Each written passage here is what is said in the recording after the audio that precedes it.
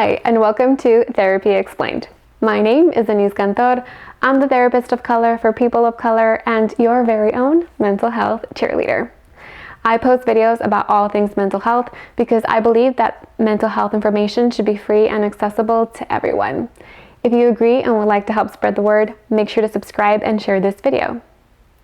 Every video also comes with its own cheat sheet that I make available to you on Instagram, so make sure that you're following me there at Talk Therapy. That's TOC Therapy, because after all, I am the therapist of color. Today's video comes to you thanks to one of you. I posted a sticker for requests for themes or subjects to cover in the month of March, so I want to go ahead and give Patricia. I think I might be forgetting the last few numbers, but I'll put it here on the screen so you can see it. Thank you so much, Patricia, for requesting this theme. I love talking about it, so I look forward to the rest of this video where we can talk about what it is, how to heal your inner child wounds, and why it's helpful to know about the inner child. So let's jump right to it. Let's talk about what inner child work is, or what is the inner child. So inner child work, or the inner child, is this idea that your childhood wounds stay with you. The experiences that you've had as a child and throughout your childhood shape the way that you see the world and the way that you interact with others. Particularly when we talk about the inner child, we tend to talk about what your experiences were in relation to your relationship with your parents or primary caregivers at the time. If our parents were not present for us, either because of immigration issues, imprisonment, drugs, mental illness, poverty, then we have what is called an attachment rupture, which means that we weren't able to form a secure attachment with our parents and might still be carrying some of these wounds. A lot of the time, it's also really hard for us when we were children to speak up for ourselves and to say, hey, this hurts, or hey, this feels unfair, or hey, I'm confused about what is happening and why I'm not able to see you in relation to our primary caregiver. And so we tend to keep that. We carry that for the rest of our lives as grown-ups. And the way that I like to explain it when I'm working with my patients and doing inner child work, I like to explain it like this. The part of you that is a grown-up, that can pay your bills, that can feed yourself, that can clothe you, that can show up for work or school, that's not the part of you that is reacting to whatever's coming up for you now.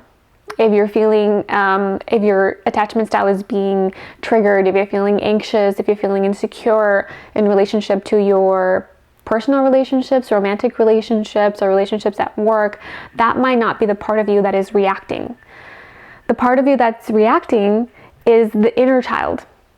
The part of you, or the child in you, that experienced the attachment rupture early on, that felt abandoned as a child, that felt hurt as a child, that was not heard as a child. Grown-up you is not reacting to feeling dismissed or abandoned, but your inner child is.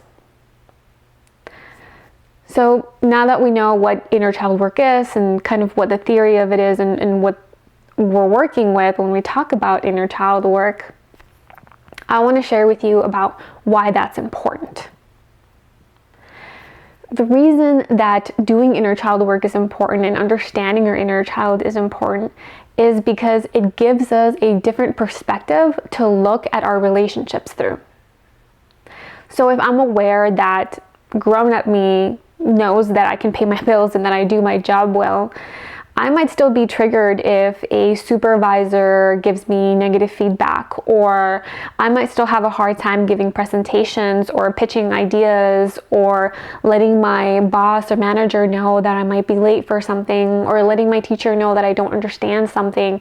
All these things might still be difficult for me, even though I know that I'm capable and that I got myself here for a reason, or I got myself here in some certain type of way. I might still be having those difficulties. I might still be having difficulties with my partner, even if I know that they care for me, because there are parts of me that are still feeling insecure.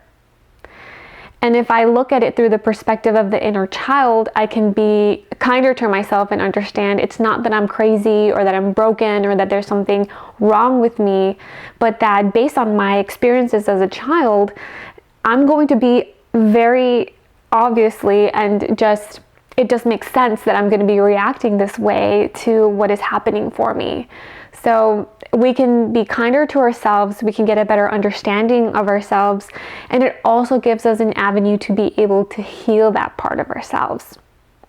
Which leads me to the last part of this video, which is how do we heal that inner child? Of course, the best way to do this work is in therapy, with someone that knows you, that knows your patterns, that helps you build a safe space where you can process this, where you can talk about this, and together you can work on coping tools, interventions, and techniques to better help you heal this part of yourself at your pace. So individual therapy would be the best. If you are able to do it through group therapy or have access to group therapy, that could be another alternative. However, you might not have that space to do a lot of individual processing. So even though that might be a good avenue to begin with, I would still recommend that you get yourself individual therapy if possible. But of course, since the reason that I make these videos is because not everybody has access to individual therapy, let's talk about some things that can get you started, at the very least, doing some of this work. Or if you're already in therapy, some things that can supplement your therapy. One of the homework assignments that I tend to assign for my patients when we're doing inner child work is writing a letter to your parent or to your caregiver. That person that might have wounded you, whether again it's because of immigration, imprisonment, substance use, mental illness, or poverty. Write to them, whether or not they're still alive. Tell them everything that you would have preferred or would have liked to tell them. And remember, this is just for you, so don't hold back. Just say whatever you feel that you need to say. Some people might find it easier to do a voice recording or a voice memo of this. Again, this is something that you can delete afterwards. Your letter, you can rip it up, burn it, get rid of it. It is really only for you and not for anybody else. You might find that it is hard to get started on this letter, so doing some grounding coping tools like lighting a candle, letting the scent fill the room, or some incense, doing some essential oils, and some grounding breaths can help you transition into writing this letter. And also make sure that you're doing a grounding tool right after writing this letter as well. If this is still too difficult, another option would be to write a letter to your inner child. Write a letter to that part of yourself that experienced this wound.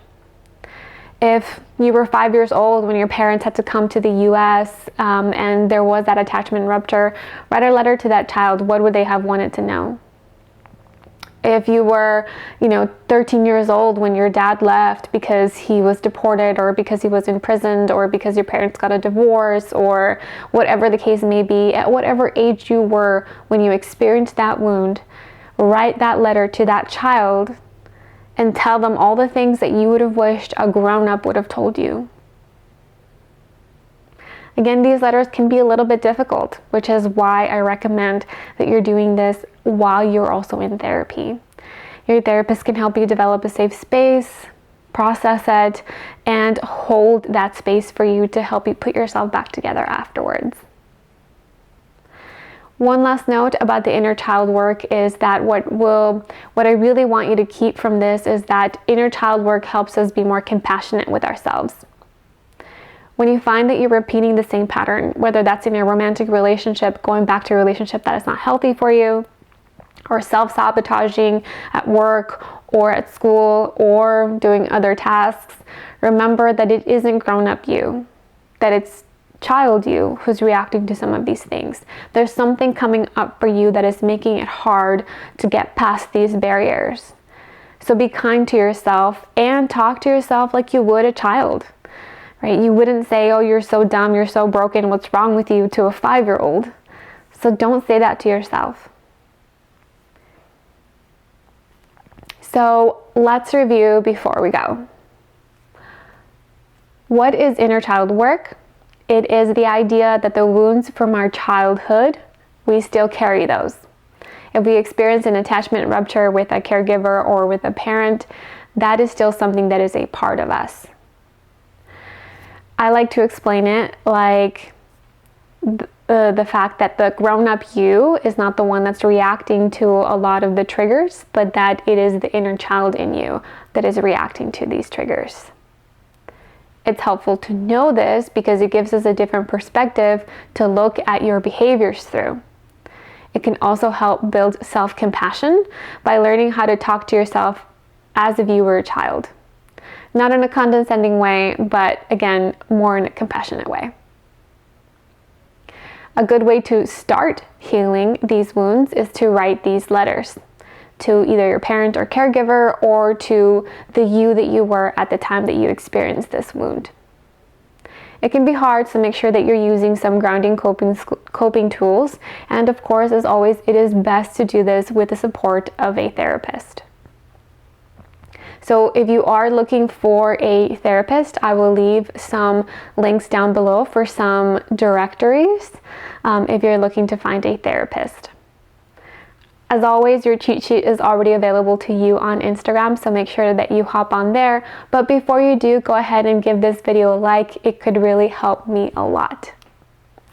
Thank you for watching, and as always, remember, I'm always cheering for you.